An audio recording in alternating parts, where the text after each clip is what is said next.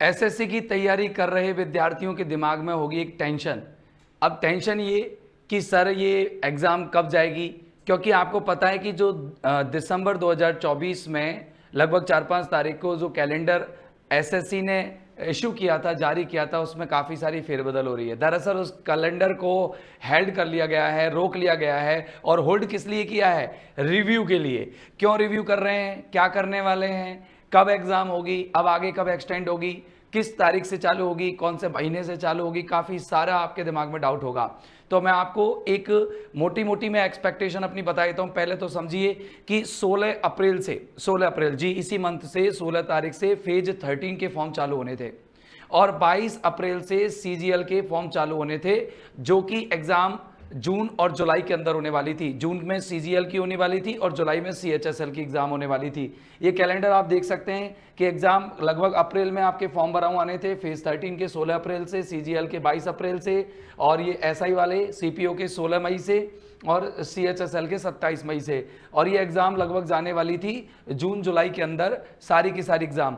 एक एग्ज़ाम निपटती है, दूसरी एग्ज़ाम चालू हो जाती है। एसएससी का यही सिस्टम है ना। लेकिन मेरे भाई इस एसएससी ने इस बार ऐसा काम किया है कि इसने एग्ज़ाम कैलेंडर को रोक लिया है। ये कह रही है कि अब आपका जो एग्ज़ाम है ना, जो 2025-26 के कैलेंडर के अनुसार होने वाली थी, अब वो एग्ज़ाम थोड़ा आगे होगी। अब दिमाग में टेंशन चल रही है, सर अब आगे कितनी होगी, क्या होगी कि नहीं होगी, ये कंफर्म है कि नहीं। ये तो देखो कंफर्म है, आपको ये तो हर साल होती है, लेकिन कितना आगे जाएगी, ये लगभग 2-2 ढाई महीने आप आगे सरका लीजिए। यानी कि अब जो अप्रैल में आपके फॉर्म भराऊ आने थे वो जून में आएंगे, लगभग जून में आएंगे। और जो एग्ज़ाम है ना वो अब सितंबर अक्टूबर के महीने में जाएगी। यानी कि 2026 का आपका आधा साल किस में जाने वाला है?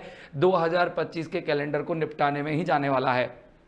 दूसरी बात, आपके दिमाग में एक चीज़ और चल रही होगी, ठीक है सर एग्ज़ाम लेगी क्या पहले की तरह ही होगी, क्या पैटर्न चेंज होगा, क्या कुछ बदलाव होंगे? तो देखो इस बार बदलाव किए जा सकते हैं, क्योंकि इस बार बहुत ज़्यादा ऑब्जेक्शनेबल एग्जाम रही है, आपत्तिजनक रही है। नॉर्मलाइजेशन के पैटर्न पर भी रिव्यू किया जाएगा और टेस्ट एजेंसीज भी चेंज की जाएगी।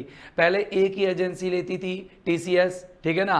टीसीएस एग्जाम ये क्या करती, पेपर भी बनवाती थी, लैब्स प्रोवाइड करवाती थी। अब ये सारा काम अलग अलग संस्थानों को दिया जाने वाला है, ये तय है, अलग अलग एजेंसीज को ये दिया जाएगा, ये तय है। मुझे जहां तक अनुमान लग रहा है कि आपको अब जो एग्जाम है, एग्जाम आपके दिमाग में सेट रखना है कि अब आपके पास 5-6 महीने एग्जाम्स के रहेंगे। यानी कि आप अप्रैल का महीना चल रहा है, मई, जून, जुलाई, अगस्त, सितंबर, उम्मीद कर सकते हैं कि जो सीजीएल का एग्जाम है वो सितंबर में होगा। ऐसे ही आप एक एक महीने का आप आगे लेके चले।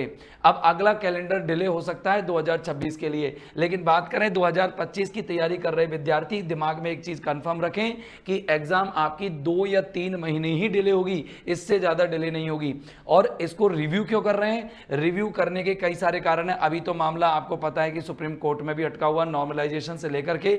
लेकिन हाँ, जो 2024 की वैकेंसीज थी उसकी जो है लोगों को क्या है पोस्टिंग दी जाने चालू हो गई है, कॉल लेटर आना चालू हो गए हैं। ये तो आप दिमाग में सेट रखो कि एसएससी अपने रास्ते पर तो चल रही है, लेकिन थोड़ा मामला और अड़चने आएंगी, कुछ पैटर्न्स में बदलाव हो सकते हैं और एग्जाम डेट में तो होने ही होने हैं, ये तय मान लीजिए। आप अब जो पहले एक्सपेक्ट कर रहे थे जून में एग्जाम होने की, जुलाई में एग्जाम होने की, सीजीएल सीएचएसएल की, अब वो एग्जाम्स आपके 2-2 3-3 महीने आगे सरक रही है। और अब आप बढ़िया तैयारी करें। अगर आप इसी तरह के अपडेट चाहते हैं और कॉस्मोस क्लासेस पर इंग्लिश की क्लासेस रेगुलर चाहते हैं तो आप जुड़ जाइए एसएससी कॉस्मोस क्लासेस के आप यूट्यूब चैनल को ज्वाइन कर लीजिए। और यहाँ पर मैं आपको इंग्लिश का कंप्लीट कोर्स कराऊंगा सीजीएल के लेवल से। पूरे 5 साल के विगत जो आपके क्वेश्चंस आए हैं इंग्लिश के, वो पूरे की पूरे हम डिस्कस करेंगे और साथ में बढ़िया कॉन्सेप्ट्स के साथ वोकैब भी पढ़ेंगे और ग्रामर भी पढ़ेंगे। तो जुड़िएगा दोस्तों, और ये जानकारी मेरे हिसाब से काफ़ी होगी, आप लोगों को समझ में आ गया होगा एसएससी क्या करने वाली है, क्यों रिव्यू किया है।